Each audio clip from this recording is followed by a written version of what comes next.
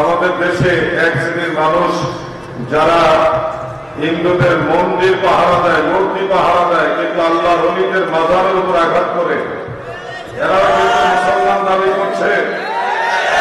তারা ক্ষমতা পাওয়ার আগেই যেভাবে মুসলমানদের উপর আঘাত আক্রমণ চালাচ্ছে, স্টিম রোলার চালাচ্ছে, তারা যদি ক্ষমতায় যেতে পারে বাংলাদেশে ওলি আল্লাহদের অনুসারী যারা, তাদের উপরে কি পরিমাণ অত্যাচার করবে এটা কল্পনার বাহিরে। অতএব সিদ্ধান্ত আপনাদেরকে নিতে হবে। পীরজাদা হুজুরের বক্তব্য জেনে আমি আপনাদেরকে সতর্ক করছি, সচেতন করছি। সব জায়গায় বুখারী শরীফে কাজ হয় না, কিছু জায়গায় বাকারি শরীফ লাগে। মুর্শিদপুর দরবারে যখন বাগদাদ আক্রমণ করেছে, তখন কিন্তু আমরা প্রাথমিকভাবে বিভিন্ন কিতাবের হাওলা দিয়েছিলাম যে মাজার ভাঙ্গা জায়েজ নাই, যেই মাজার ভাঙ্গার কথা বলা হয়েছে এগুলি মুসলমানের কবর বা মাজার নয়, এগুলি ইহুদিদের কবর, ইত্যাদি ইত্যাদি, অমুক কিতাব তমুক কিতাব, বহু কিতাবের দলিল দিয়েছে। কিন্তু এই বাতিলরা কর্ণপাত করেনি, তারা বুঝেও না বোঝার ভান করেছে। কিন্তু যখন আমরা আল্লাহর হাবিবের মহব্বতের শমশির নিয়ে, শাহজালালের সৈনিকদেরকে নিয়ে রাজপথে সিংহের গর্জন নিয়ে নেমে গেল, তখন বাতিলরা খরচে লুটিয়ে পালিয়েছে।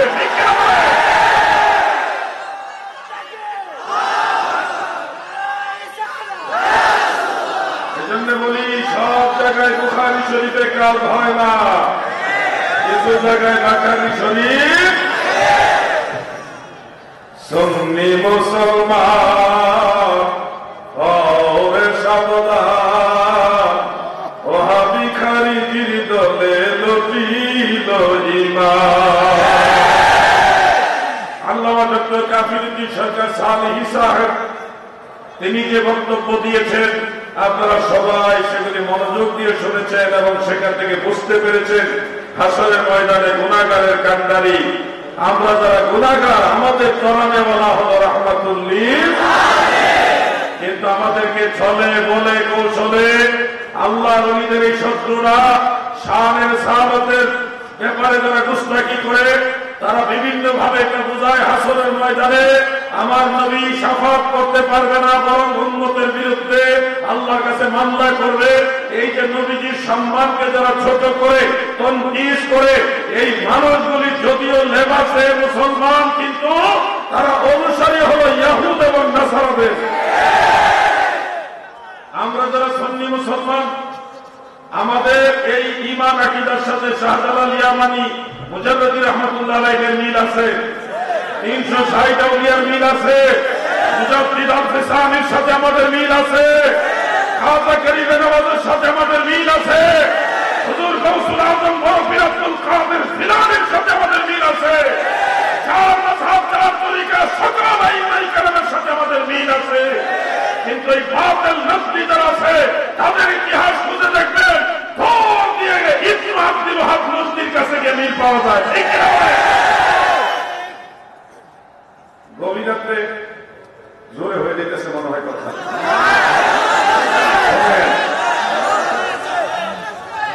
আমি আপনাদেরকে শুধু বলছি, সতর্ক হন। বাংলাদেশে এই বাতিল নজদি ছাড়া বাকি যত দল আছেন সব এক হয়ে যান। ভুল বুঝাবুঝি হয়েছে, অনেক সবারই কম বেশি ভুল আছে, সব এক হয়ে যান। বাংলাদেশে এই নজদি বাতিল ছাড়া বাকি যত দল আছে সবাই হাতে হাত মিলান। শাহজালালের বাংলায় নবীর দুশমনদের ঠাঁই হবে না, হবে না, হবে না।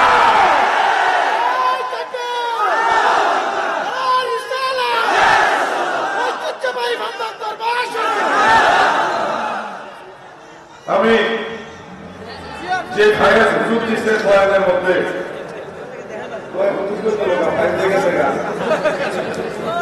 আপনারা দিচ্ছেন আমরা দাঁড়া করাইয়া, এমনি তো না শুনতে বলি আমার দেশে ধরে পারি। ভাইয়ের বোঝাই দিয়ে হুজুর চলে গেছে, আরেক হুজুরে দাঁড়া করাই দিচ্ছে। তো আমি চাইছিলাম 10 মিনিটের মতো কথা বলি না জায়গা। তো আমি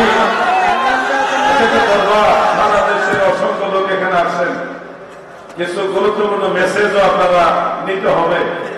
তবে যুব সমাজ, আমি আপনাদের যুবকদের যারা আছেন আপনাদের কাছে জানতে চাই, আপনারা কি আল্লাহর ওলিদেরকে ভুলে গেছেন? আপনারা কি শাহজালাল ইয়ামানি মুতাওয়াদ্দিকে ভুলে গেছেন? আপনারা কি সিপাহসালার সৈয়দ নাসিরউদ্দিন আল মাদানিকে ভুলে গেছেন? আপনারা কি ফান্দাউকের আলা হযরতকে ভুলে গেছেন? তাহলে খুব তাড়াতাড়ি আবার আমার মনে হয় শাহজালালের শমশির হাতে নিতে হতে পারে। একতার বলে হও বলিয়ান, হইবে আকাশে তব বিজয় নিশান। মুফতি গিয়াসউদ্দিন তাহিনী সাহেবের কথা আমি অপ্রাসঙ্গিক হলেও কথাটা টেনে আনলাম যে তাহিনী সাহেবের ব্যাপারে মিথ্যা, মন গড়া, বানোয়াট, কাল্পনিক মামলা দিয়ে ওনাকে গ্রেফতার করতে চেয়েছিল।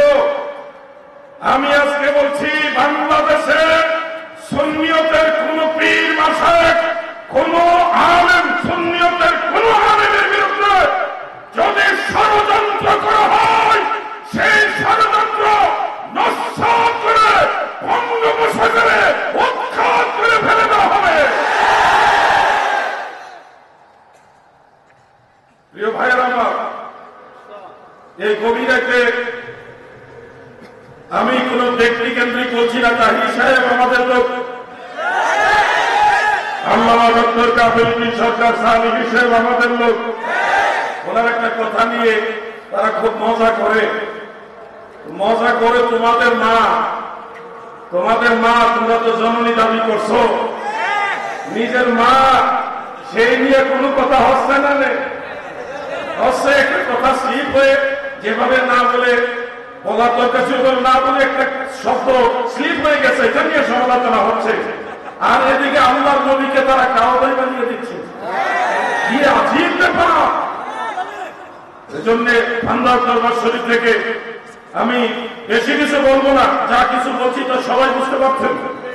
আমার বাড়ি কিন্তু ব্রাহ্মণবাড়িয়া, জানা আছে তো?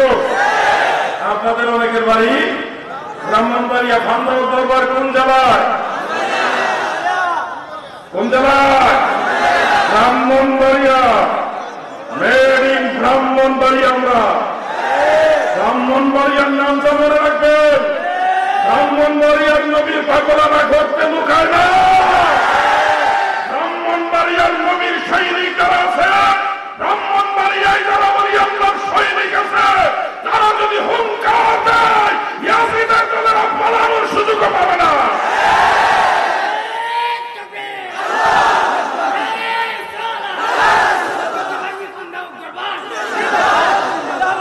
ভাইরা ঘুমো দর্শনী,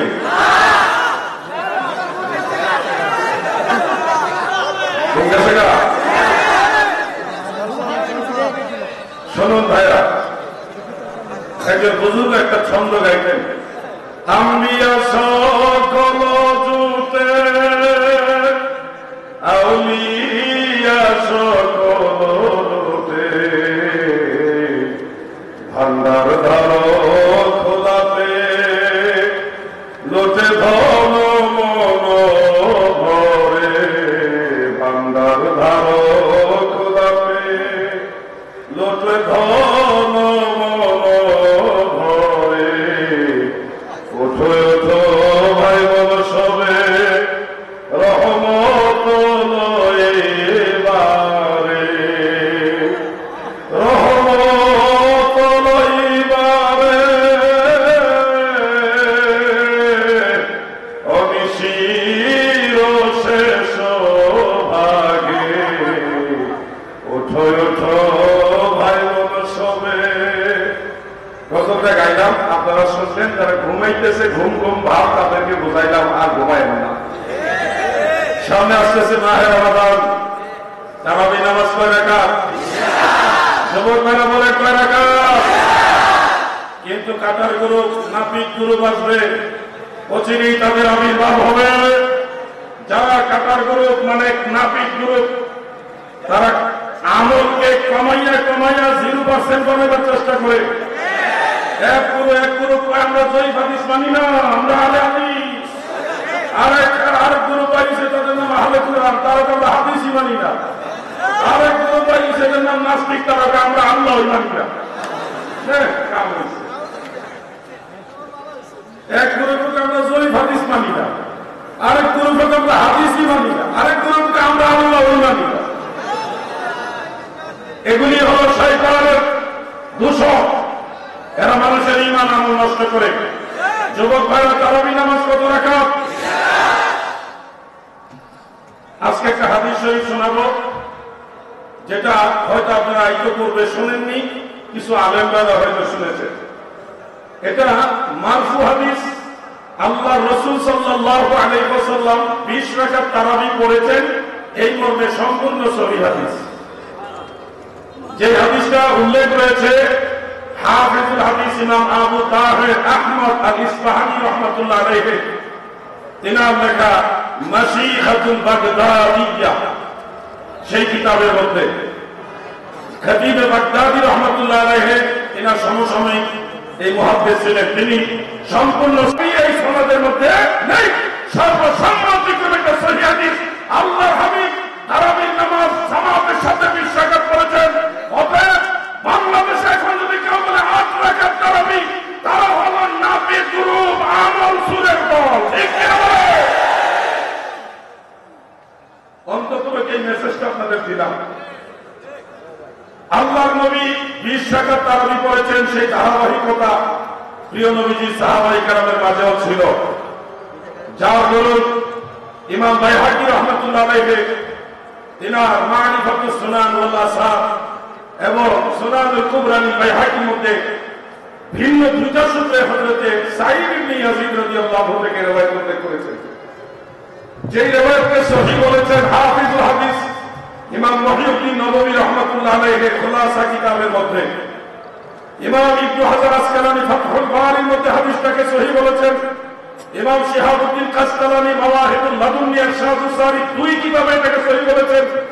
ইমাম আব্দুল বাকি জুলকানি রাহমাতুল্লাহ আলাইহি শরহে জুলকানি আলাল মাওয়াহিবের মধ্যে এটাকে সহিহ বলেছেন।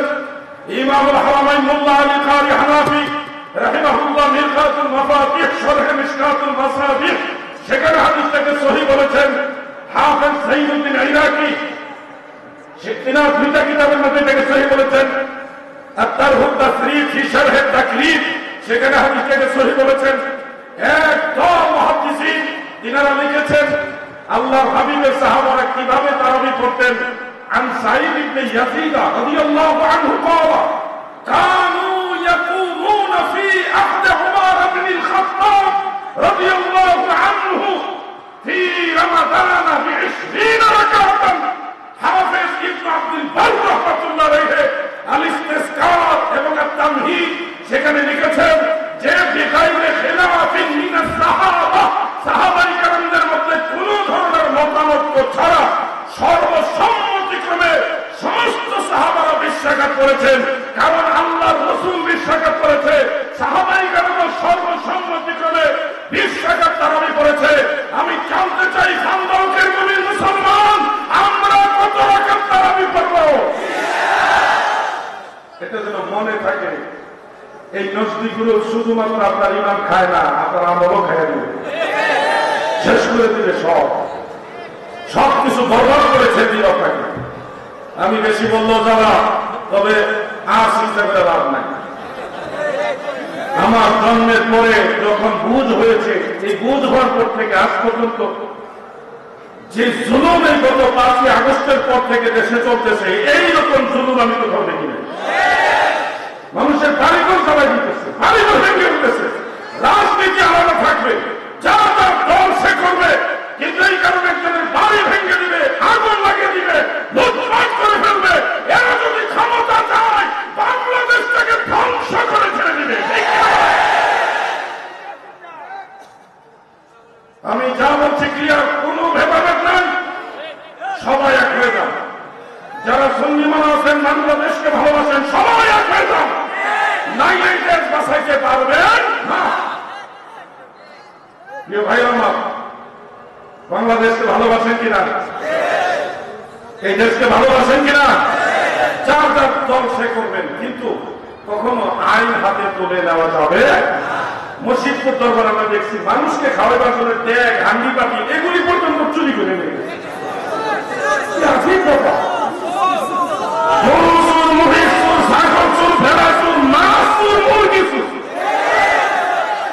এমন কোন জিনিস নাই তারা চুরি করছে না। এরা আবার তাফসীরুল কোরআন নাযিল করে আল্লাহ কোরআনের তাফসীর মনে করে তারা। এজন্য আপনাদেরকে দায়িত্ব নিতে হবে। প্রিয় ভাই আমার, বন্ধু আমার, আলাউদ্দিন জাহাজের জেলে দিয়ে লাভ নাই। জেলে দিলে জেলে যত ওয়াহাবি আছে সব মুসলমান বানায় জেলে দিলে প্রমাণিত, কোনো লাভ হইত জেলে দিবা জঙ্গলে দিলে অসুবিধা নাই। ওই জঙ্গলে যত ওয়াহাবি যদি ফাইল দিয়ে একটা ভিতরে মিলাপ করানো। আমি গতবার যে জেলে ছিলাম, জেলখানার ভিতরে 12-14 জনের মতো টিনেজার, তাদের বয়স 19 বছরের নিচে, এরা আমার কাছে মোনাজাতের পরে কাছে এসে বসে, হুজুর আপনার মোনাজাতে মনটা নরম হয়েছে। আমি বললাম যে আগে কি আসছিল তোমার মন? আগে খারাপ আসছিল, শক্ত আসছিল। আমি জিজ্ঞাসা করবো তোমাদের এত মন শক্ত করে তোমরা কি করছো? হুজুর আমরা অনেক বড় খারাপ মানুষ, আল্লাহকে আপনারা মাফ করবো। আমি বললাম কি বলো, তোমরা এমন কি পাপ করছো যে আল্লাহ মাফ করবে না? আমরা বেশি পাপ করছি। আমি বললাম আকাশের তারা আছে, বেশি পাপ করছো? না, এত করছি না। আমি বললাম জমিনের দাম কোনার চেয়ে বেশি পাপ করছো? না, এত খারাপ না, খারাপ হইলেও এত খারাপ না। আমি তখন বললাম সাগরের ফেনা পরিমাণ পাপ করছো? না, এত পাপ করি না। কি করছো? আমরা পকেট মার। পকেট মার বুঝেননি আপনারা? যার যার পকেট সাবধান, এখানে কিন্তু বহুত ফেরেশতা ঘুরতেছে। এই গ্রুপে আমরা পকেট মার, মানুষের পকেট থেকে জিনিসপত্র চুরি করি। তো ধরা খেয়ে গেছি সবাই, গরু সুদ্ধা 3 সুদ্ধা ধরা গেছি। এমন আমরা আমাদের মনোটাতে মনটা নরম হয়েছে, আমরা ভালোই কাম চাই, আল্লাহকে আমরা আগের গুণাগুলি মাফ করবো। তাই বললাম এটা কোনো কথা, আল্লাহর কাছে খালের দিনে তওবা করো, আর এই পাপ কাজ ভবিষ্যতে করবা না, এটা নিজে নিজে ঠিক করো। মা বাপ যেমনি করবে চলবা, এটা যদি ঠিক করে তওবা করতে পারো অবশ্যই আল্লাহ ক্ষমা করবে। আল্লাহ তোমাদের ক্ষমা করার জন্য ডাকতেছে। তখন তারা মনটা নরম করে সাহস নিয়ে পরে আমার সাথে নামাজ কালাম করা শুরু করলো। এবং আমি দেখলাম আমি জামিন পাওয়ার আগেই তারা জামিন পেয়ে গেছে। এখন আমার ভিতরে ভয় ঢুকে গেছে, এত বড় খারাপ মানুষ, তাদেরকে আমরা মাফ করে দিল, আমার বেশি মাফ করবো না। মানে আমি জামিন পাইছি না, এটাও এই জন্য আমার ভিতরে ডর ভয় ঢুকছে। আমার ভয় থাকতে হয় করে, কিন্তু আল্লাহ তাআলা দয়া করে বলে জামিন পাইছি, কিন্তু এরা জামিন পেয়ে গেছে আমার আগে। তার মানে আমার আল্লাহ ক্ষমা করে, আমার আল্লাহ কি ক্ষমা করে। আপনাদেরকে বলছি জেলে দিলেও আমার টেনশন নাই, কিন্তু জেলে গেলে আল্লাহ রসুলকে ভুলে যাবেন না। আর আমরা জেল কি, জেল আর জঙ্গল কি, যেখানে যাই সেখানে আল্লাহ আছে, আছে না নাই? আমার নবী আছে না নাই? ভয়ের কোনো কারণ নাই, ঐক্যবদ্ধ থাকবেন। মাহে রমজান শরীফ আসতেছে, বেশি বেশি নেক আমল করবেন, আমল করবেন, আল্লাহ সাহায্য চাইবেন। দেশের বর্তমান প্রেক্ষাপট থেকে আল্লাহ তাআলা যেন দেশকে আরো উন্নত করেন, আরো নিরাপদ করেন, আরো ভালো করেন, এটাই দোয়া করি সবসময়ের জন্য। কখনো এই ধরনের পরিস্থিতি দেখিনি, তো বাংলাদেশের সিচুয়েশন গুলি দেখে কেমন যেন একটু বুবা বুবা হয়ে যাচ্ছে। আজকে যেটা কথা বলিয়ে ফেলছি ঢাকা, এরকম বলি না কোথাও। মনের জোশে আপনাদের বললাম ঐক্যবদ্ধ হইতে হবে। লড়াই সংগ্রাম শাহজালালের সৈনিকরা গর্জন দিলে ব্রাহ্মণবাড়িয়া থেকে শুরু হবে ইনশাআল্লাহ। ইন্ডিয়া থেকে বাংলাদেশে শুনছিলাম কেনা যেন এই দিকতে আইব, আগরতলা থেকে। বাংলাদেশ থেকে দল গেছে, চিন্তা করিস না, আগরতলার এই ঘরে কিন্তু ব্রাহ্মণবাড়িয়া। তখন দিয়ে ঠান্ডা হয়ে গেছে। ব্রাহ্মণবাড়িয়ার যুবকরা আসো, আপনাদেরকে বলছি ঐক্যবদ্ধ থাকবেন। সময়ের ব্যবধানে ঐতিহ্যবাহী ভান্ডার দরবার শরীফ, সোনাকান্দা দরবার শরীফ, ফুলকুলি দরবার শরীফ, সাসিনা শরীফ, ফুরফুরা শরীফের বেশ কয়েকটা দরবার, বাংলাদেশে আমরা যত সুন্নি দরবার আছে, ইমামে রব্বানী দরবার শরীফ চাঁদপুর সহ সমস্ত সুন্নি দরবারের পীর মাশায়েখ ওলামা ফুকাহা ফুজালা সমস্ত নেতৃবৃন্দ আমরা ঐক্যবদ্ধ হয়ে গেছি ইনশাআল্লাহ। আমরা সবাই এক আছি। এখন শুধুমাত্র সময়ের ব্যবধান মাত্র। যদি রাজপথে আল্লাহর ওলিদের স্লোগান নিয়ে, নারায়ণ সাহাবতের স্লোগান নিয়ে আপনাদের ডাক দেওয়া হয়, মদিনা ওয়ালার মহব্বতে আপনারা রাজপথে আসবেন ইনশাআল্লাহ। প্রস্তুত থাকুন।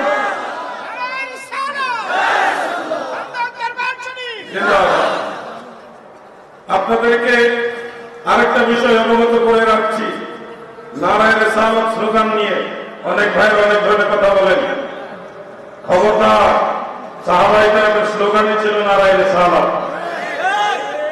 সহিহ মুসলিমে বাব ফি হাদিসিল হিজরাতের মধ্যে জিলদে সানিতে হাদিসটা রয়েছে, فصعد الرجال والنساء فوق البيوت وتفرق الغلمان والخدام في الطرق ينادون يا محمد يا رسول الله يا محمد يا رسول الله। মদিনা মুনাওয়ারার সাহাবীরা, আবার বৃদ্ধা বনিতা, শিশু কিশোর, নারী পুরুষ, কেউ ঘরের ছাদের উপরে, কেউ খেজুরের গাছে, কেউ রাস্তায় নেমে জশ্নে জুলুস আকারে নারায়ণ রিসালাতের স্লোগানে গোটা মদিনার আকাশ বাতাস প্রকম্পিত করেছে আনসার সাহাবারা। আর আজকের দিন আমাদের দেশে আন্তর্জাতিক খ্যাতি সম্পন্ন ওনারা বক্তব্য দেয় নারায়ণ রিসালাত স্লোগান দেওয়া যাবে না, বেদাত। তারপরে হাজার দেওয়া বেদাত। আল্লাহ রাসূল সাল্লাল্লাহু আলাইহি ওয়াসাল্লাম হাজারটি পছন্দ করতেন। বুখারী মুসলিম হাদিসে হাজারটি পছন্দ হয় না, তো বিরিয়ানি খাও। হাজারটি যদি সমস্যা হয় বিরিয়ানি খাও, নাইলে খাওয়া। বিরিয়ানি করার তো উচিত নাই। আমরা খয়াতি করব, সামলার টাকা কালেকশন করে চলি। তাহলে খিচুড়ি খাও। খিচুড়ি বিরিয়ানির মতো টাকা লাগে না, গরু গোশত লাগে না, খিচুড়ি খাও।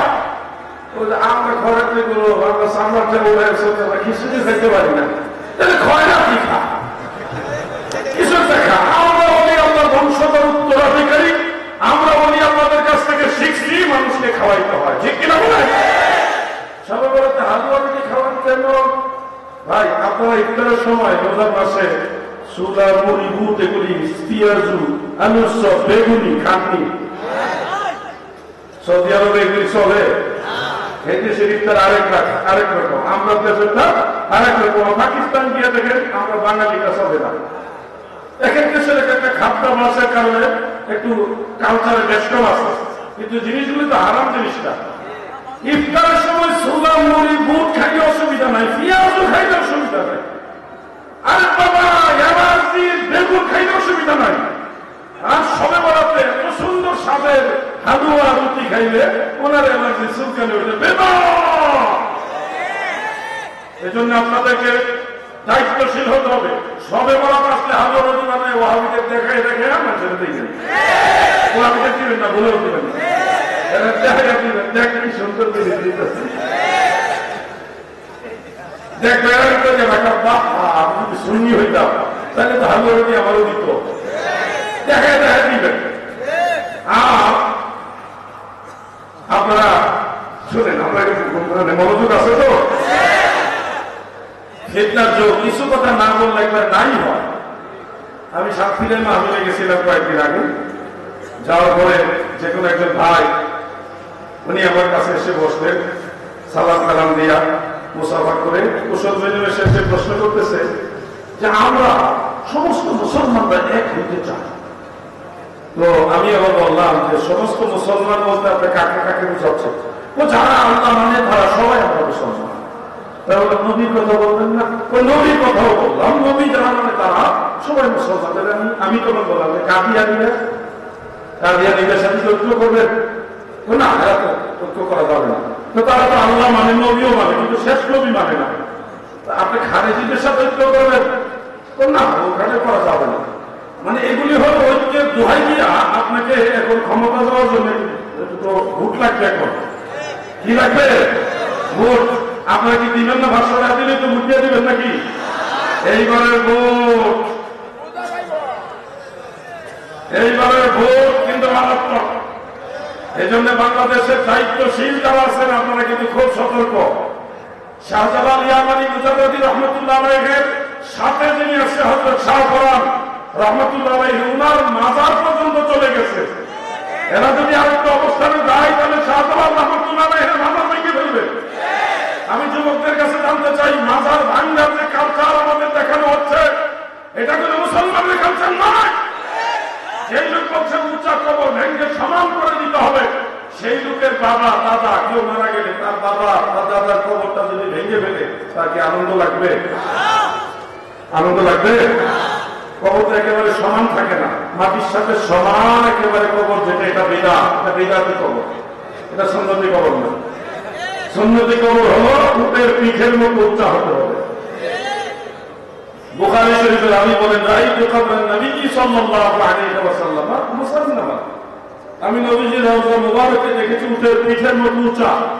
অতএব সেই কবর মাটির সাথে একেবারে সমান, এটা বিদআতি কবর, ওটা সুন্নতি কবর না। যেই কবর উঁচা, উটের পিঠের মতো উঁচা, ওটা হলো সুন্নতি কবর। আল্লাহর ওলিদের মাজার মাটির সাথে ভেঙে সমান করে দিতে চায় যারা, তারা তো সুন্নতি কবরই বুঝে না। এই সন্ন্যাস দরবার শরীফ আল্লাহর ওলির মাজার আছে না নাই? জোরে করে আছে না নাই?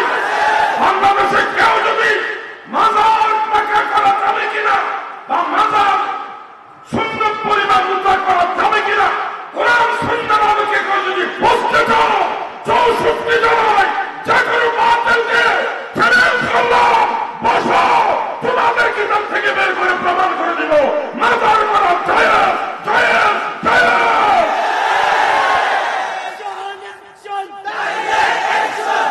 আরে অ্যাকশন না, নারায়ে তাকবীর, জোরে নারায়ে তাকবীর। আরো আওয়াজ হবে, লক্ষাধিক মানুষ এখানে, আরো আওয়াজে নারায়ে তাকবীর, নারায়ে রিসালাত, আহলে সুন্নাত ওয়াল জামাত, সন্ন্যাস দরবার শরীফ। এইভাবে তো দিলে না বোঝা যায় যে বেড়াই আছে। একটা কথা বলতে চাই, মাজারে কেন যাব? মাজারে কেন যাব? এই প্রশ্নটা অনেকেই হয়তো করেন। আপনারা জানেন, সাহাবায়ে কেরাম যখন কঠিন মুসিবতে পড়তেন, তখন রাসূলের পাকের রওজা মুবারকে যাইতেন। আপনারা সালাফদের জিন্দেগি তালাশ করে দেখেন, সালাফরা যখন কোন মুসিবতে পড়তেন, সমস্যার সম্মুখীন হতেন, ওনারা আল্লাহর ওলিদের মাজারে যাইতেন। আমাদের মাযহাবের ইমাম আবু হানিফা রাহমাতুল্লাহ আলাইহির মাজার জিয়ারত করতে এসেছিলেন ইমাম শাফিঈ রাহমাতুল্লাহ আলাইহি। তিনি সেখানে নামাজ আদায় করেছেন। তিনি বলেন, সাল্লাইতু রাকাতান ওয়া সাআলতুল্লাহ ইনদা কবরিহি, আমি ইমাম আবু হানিফার মাজারের পাশে দাঁড়িয়ে আল্লাহর কাছে দোয়া করতাম, পড়লে আমার দোয়া কবুল হয়ে যেত। সুবহানাল্লাহ। ইরাকের বাগদাদ নগরীতে একজন আল্লাহর ওলির মাজার আছে, আওলাদে রাসূল হযরত মূসা কাযিম রাহমাতুল্লাহ আলাইহি। ওনার বংশধর হলো বান্দাদের আওলাদে ওলি যারা, ওনারা ইমাম হুসাইনের বংশধর, মা ফাতেমার বংশধর। মা ফাতেমার বংশধর ইমাম হুসাইনের বংশধর হলো হযরত মূসা কাযিম রাহমাতুল্লাহ আলাইহি। তিনার মাজার হলো দশলা নদীর কিনারে ইরাকের রাজধানী বাগদাদ নগরীতে। ইমাম আযম আবু হানিফার মাজারের অপোজিটে নদীর ওই পারে হলো ইমাম মূসা কাযিম রাহমাতুল্লাহ আলাইহির মাজার। ইমাম শাফিঈ বলেন, আমি যতবার সেই মাজারের কাছে দাঁড়িয়ে দোয়া করেছি, ততবার সেই দোয়া আমার আল্লাহ কবুল করেছে। সুবহানাল্লাহ। হাফিজুল হাদিস ইমাম আহমদ বিন হাম্বল রাহমাতুল্লাহ আলাইহি, তিনি যখনই কোনো প্রবলেমে পড়তেন তখনই আল্লাহর ওলি মাজারে যাইতেন। সেখানে হযরত জুনায়েদ বাগদাদী রাহমাতুল্লাহ আলাইহির মাজার রয়েছে, হযরত সিরি সাকফি রাহমাতুল্লাহ আলাইহির মাজার রয়েছে, ওখানে ওনারা যাইতেন। ইমাম বুখারীর মাজারও তৎকালীন মুসলমানরা যাইতেন। কেমন দামি মাজার, সেই মাজারের ধুলাবালি থেকে মিশ্রণ করে গ্রাম বের হতো। 40 মাইল পর্যন্ত সে সুগন্ধি ছড়ায় যেত। সেই মাজার ছিল মুসলমানদের সেই আদিকাল থেকে একটা পছন্দের জায়গা। ইমাম যাহাবী তার সিয়ারুল আলামিন নুবালা ও তারিখুল ইসলামে লেখেন, আদ-দুআউ মুস্তাজাবুন ইনদা কুবুরিল আমবিয়া ওয়াল আউলিয়া ওয়াস শুহাদা ওয়াস সালিহিন। নবীগণ, সিদ্দিকগণ, সাহাবায়ে কেরাম, সলিহিন তিনাদের কবরের কাছে দোয়া করলে সেই দোয়াটা নিশ্চিত আমার আল্লাহর দরবারে কবুল হয়। সুবহানাল্লাহ। ইমাম সাহাবী, ইমাম আব্দুল ওয়াহ্হাব খারানি, ওনারা আমাদের কিতাবের মধ্যে লিখে গেছেন। আর আমাদের এই জমানায় যারা আমাদের কথায় কথায় মাজার পূজারি বলে, মাজার পূজারি বলে, আর তারা মাজার ভাঙতে চায়, আপনারা সত্য করে বলেন আমরা কি মাজার পূজা করি না জিয়ারত করি? বলে বলেন কি করি? জিয়ারত করি, সেখানে দাঁড়িয়ে আল্লাহর কাছে দোয়া করি। দেওয়ার মালিক আল্লাহ। দেওয়ার মালিক কে? আল্লাহ। এই ফান্দার দরবারে কোনো মাজারের সেজদা নেই, আছে নাকি? মাজারের সেজদা আছে না? এখানে ভণ্ডামির কোন জায়গা। আমি আমার জীবনে বহু ভণ্ডদেরকে চেষ্টা করেছি আহলে সুন্নাহ ওয়াল জামাত বোঝানোর জন্য। অনেকে আল্লাহ পাকের দয়ায় বুঝেছে, কিন্তু বুঝলেও কয়লা ধইলেও ময়লা যায় না। যার কারণে আমি দায়িত্বশীল ব্যক্তি হয়েও এই ধরনের ভণ্ডদের কাছে থাকা প্রয়োজন মনে করিনি, চলে আসছে। আল্লাহ ওলিদের দরবারে থাকবো, যেখানে কোনো ভণ্ডামি নাই। সোনাকান্দা দরবারের সাথে আমার সম্পর্ক, তাআল্লুক, খন্দর দরবারের সাথে আমার তাআল্লুক, সম্পর্ক এটা থাকবে। ইমামে রব্বানী দরবার, ফজলুল সাহাবারি সহ হক্কানি দরবারগুলির সাথে আমি সম্পর্ক রাখবো। ভণ্ডামির সাথে আমাদের সম্পর্ক হতে পারে। আফসোস, আমাদের দেশে তথাকথিত কান্দা হুজুর, সে গত বছরে মঞ্চে এসেছিল, গত বছর এসেছিল মাত্র 2টা টাকার জন্য, 2টা দাওয়াতের জন্য। জ্যান্ত মিথ্যাচার করে সুন্নিদের নামে মিথ্যা মিথ্যা প্রপাগান্ডা ছড়িয়ে দালালি করতে চলে গেছে। এগুলি হল দুনিয়াতে ওই দুনিয়াটার মূল্য যারা মুজাফফর আল-ফিসানের বিরুদ্ধে দাঁড়াইয়া বাদশাহ আকবরের দালালি করছে। কি প্রকার মিথ্যাচার! তোমার মনে চাইছে তুমি যাও কেন, নাস্তিক হয়ে যাও না, তোমার ব্যক্তিগত ব্যাপার। তুমি জাহান্নামে যেতে ছেলে, তোমাকে কেউ আটকে রাখবে না। কেন সঙ্গীত নামে মিথ্যাচার হবে? আমাকে নাম হয়ে বলেছিল, আমাকে রিকোয়েস্ট করা হয়েছে ব্যাপারে একটু বলার জন্য, এই জন্য বলছি। তোমরা আমার কাছে আসো, আমি বললাম আপনাকে দূরবীন দিয়ে খুঁজছি, কোথায় আছে বুঝাবেন, বাহাস করবেন। আমি বাহাসের বড় কৌশল জানি, আমাদের উত্তর দিল আমরা বড় কৌশল জানি। এই কৌশলে পরে আমি বাহাসের চ্যালেঞ্জ গ্রহণ করলাম, কোনো আওয়াজ নাই। পরে মাইকিং লাগাইলাম, একটি হারানোর বিজ্ঞপ্তি। কি শুনছেন কিনা বলা?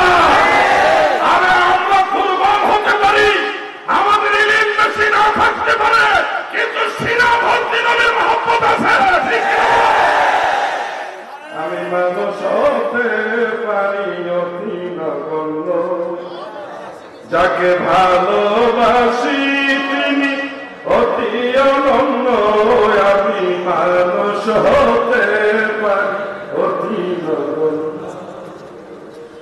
আপনাদের ক্ষেত্রে বেশি সময় কাটালাম না, 3টা প্রায় বেজে গেছে। আর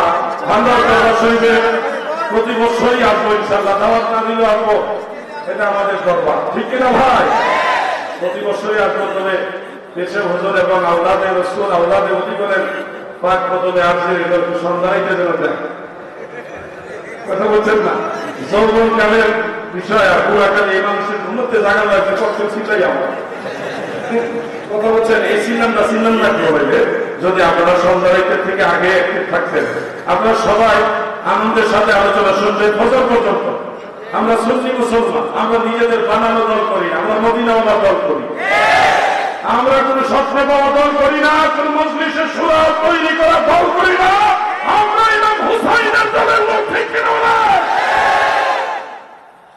অতএব আমরা চিন্তা নাই, আমাদের টেনশন, আমরা গুণাগার হইলেও করাইবার মালিক আমাদের আছে। একটা গজল বলে শেষ করি, আমার সাথে আপনারা বলবেন, দয়াল নবী তুমি গুণময়ী, দয়াল নবী তুমি গুণময়ী, এই পাপী লোক করাইবেন বলে গো নবী, পাক কোরআনেতে শুনি গো নবী, দয়াল নবী তুমি গুণময়ী।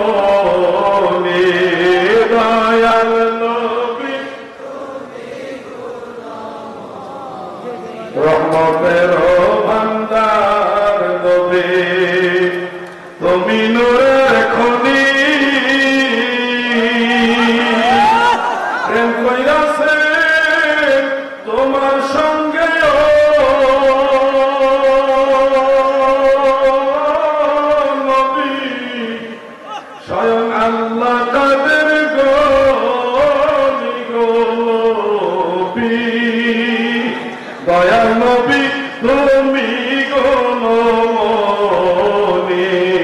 দয়াল নবী সবাই আল্লাহ পাকের দয়ায় ভালো থাকেন, সুস্থ থাকেন, নিরাপদে থাকেন।